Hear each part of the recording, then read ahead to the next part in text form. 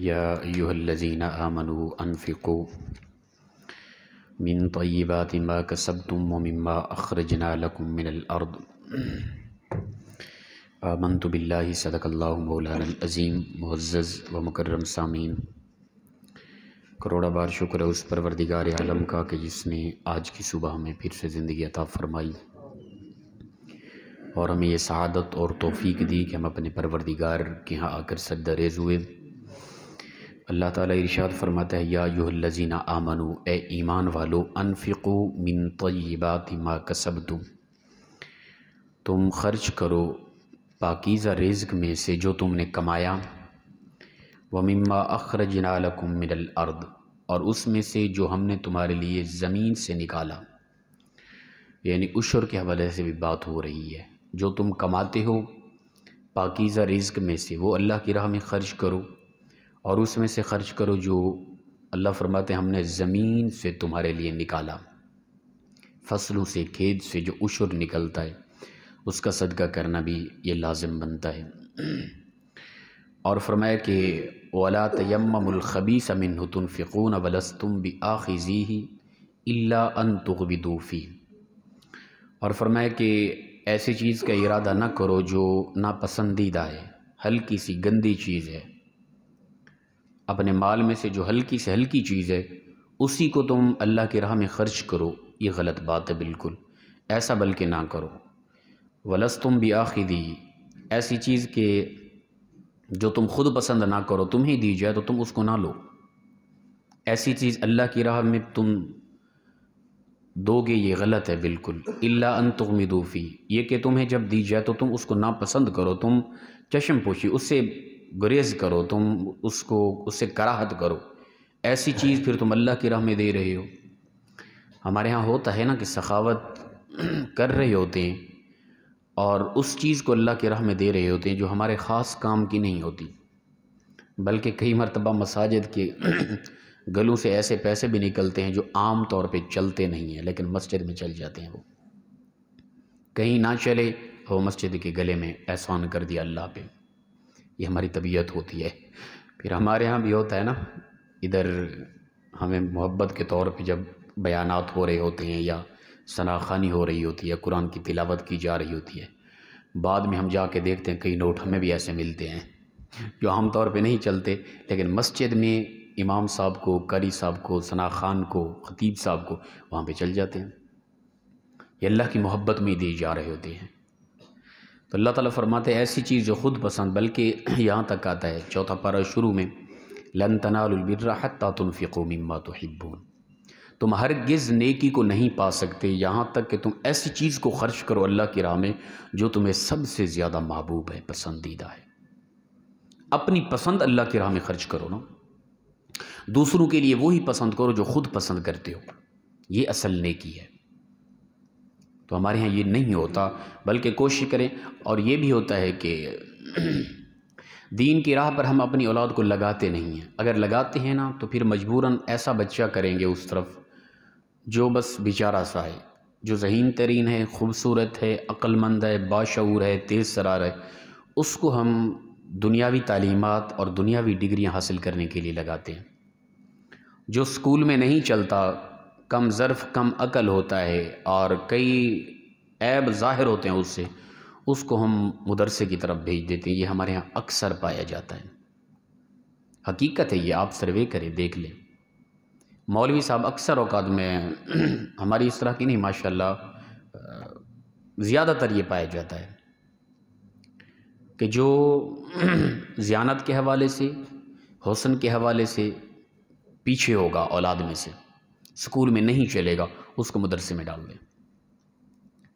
پھر ہوگا یہ کہ جو ذہین بھی ہے، خوبصورت بھی ہے، ہر حوالے سے بہتر ہے، وہ اسکول میں محنت بھی لگے گی، خرچ بھی ہوگا بہت، اور اس طرف توجہ بھی ہوگی، بار بار پوچھا بھی جائے گا تعلیم کہاں تک جا رہی ہے۔ لیکن اس طرف جو مدرسے میں بھیجتا، ذیانت کے حوالے سے بھی پورا سورہ ہے، حسن کے حوالے سے بھی، شعور کے حوالے سے بھی، اور پتہ ہی نہیں کرتے کہ کس طرح پڑھ رہا ہے۔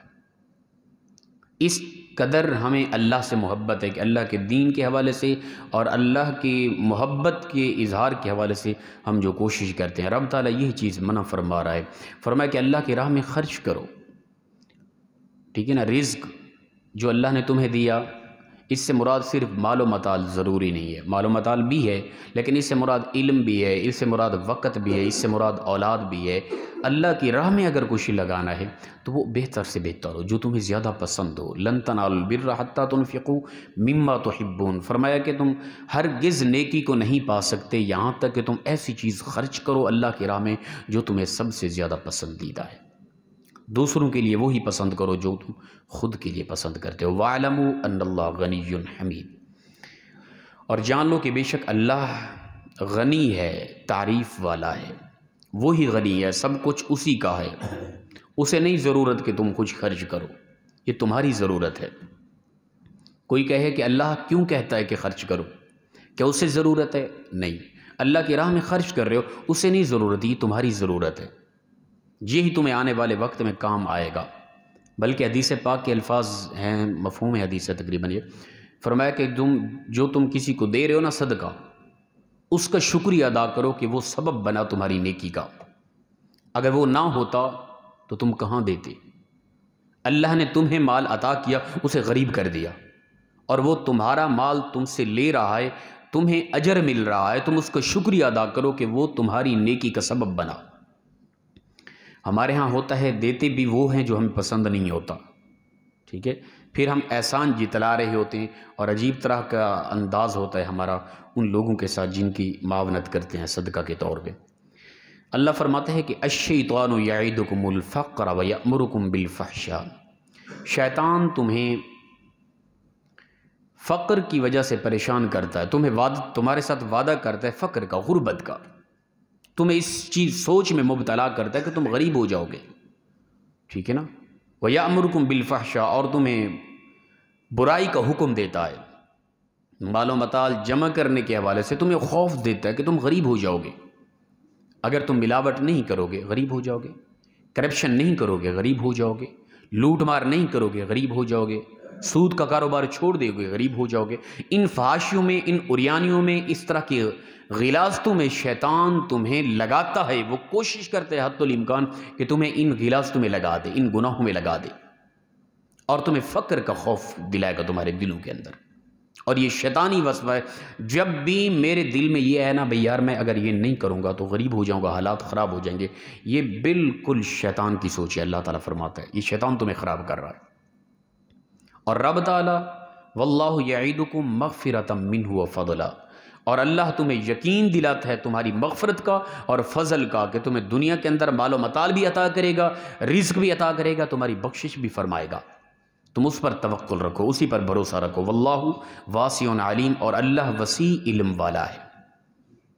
اب دیکھ لیں کہ میں اور آپ کس قدر اللہ پر بھروسہ رکھتے ہوئے ساری غلط معاملات کو چھوڑتے ہیں.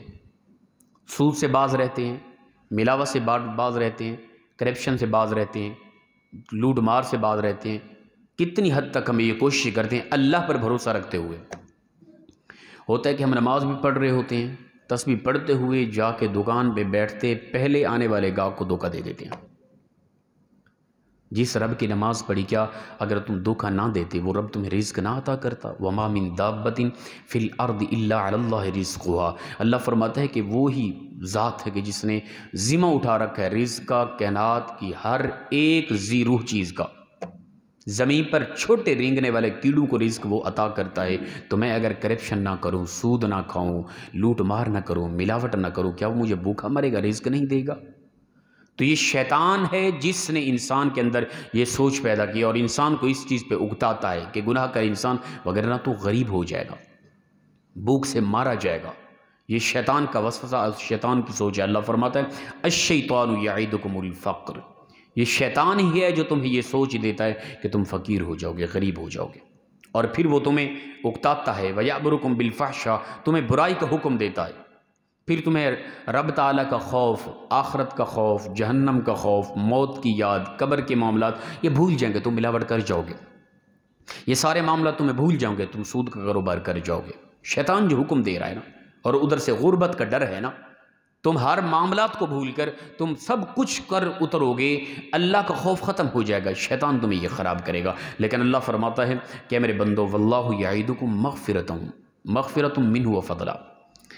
کہ اللہ تمہارے ساتھ وعدہ کرتا ہے مغفرت کا اور فضل کا، تمہاری بخشش بھی فرمائے گا، تمہیں رزق بھی وسیع عطا کرے گا۔ اللہ پر بھروسہ رکھو، سود چھوڑ دو، اللہ پر بھروسہ رکھو، ملاوٹ چھوڑ دو، اللہ پر بھروسہ رکھو، کرپشن چھوڑ دو، لوٹ مار چھوڑ دو، اچھے ہو جاؤ، اسی پر توکل رکھو، اسی کی طرف توجہ ہو تمہاری، وہ تمہیں سب کچھ عطا کرے گا۔ اللہ پر جب یقین ہوتے نا، انسان کے پاس کم بھی ہو نا تب بھی انسان دلیر ہوتا ہے، زندگی میں راحت و سکون ہوتی ہے، آرام سے زندگی گزر رہی ہوتی ہے۔ اگر اللہ پر یقین نہ ہو، بھروسہ نہ ہو، توکل نہ ہو تو پھر انسان کے پاس بہت کچھ ہوتا بھی ہے، پھر بھی انسان ملاوٹ، سود، اپنا کرپشن، لوٹ مار سب کچھ کر رہا ہوتا ہے، اس کے باوجود بھی زندگی میں سکون نہیں ہوتا۔ پھر بھی شیطان فقر کا، غربت کا خوف دلاتا ہے انسان، اگر یہ ہو گیا تو تیرے ساتھ کیا بنے گا، کہاں سے کھائے گا تو مارا جائے گا بھوک کی وجہ سے۔ تو یقیناً اللہ جس نے ہمیں تخلیق کیا، جس نے ہمیں پیدا کیا، اس نے پیدا کر لیا تو وہ ہمیں رزق بھی عطا کرے گا، ٹھیک ہے نا۔ یہ ہے کہ بندہ جب کوئی اس طرح کے انداز سے اپنا رزق حاصل کرتا ہے کہ جو حرام طریقہ ہے، وہ رزق آنا تھا لیکن انسان نے جلد بازی میں حرام طریقے سے لے لیا، اگر وہ یہ نہ کرتا تب بھی یہ رزق اس کے مقدر میں تھا، حلال طریقے سے اس تک پہنچنا تھا، لیکن انسان نے حرام طریقے سے وہ لے لیا۔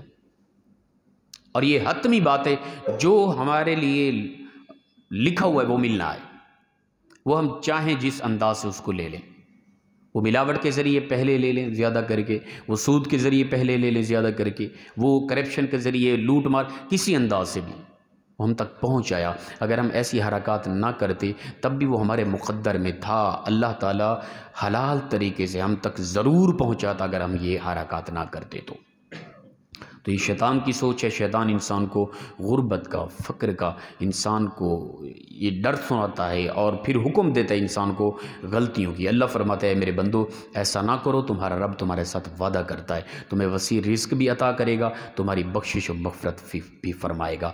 دعا ہے پروردگار مخلصانہ انداز میں ہم سب کو بہترین عمل کی توفیق عطا فرمائے۔